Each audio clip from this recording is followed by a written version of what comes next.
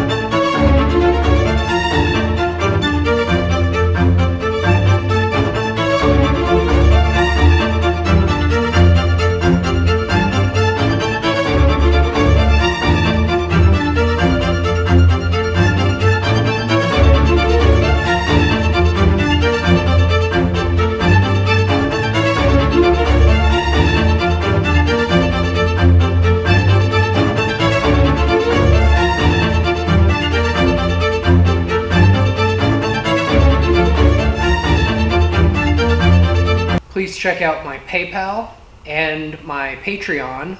It's pseudo_mechanic on both. I also have an Instagram that is at pseudo_mechanic.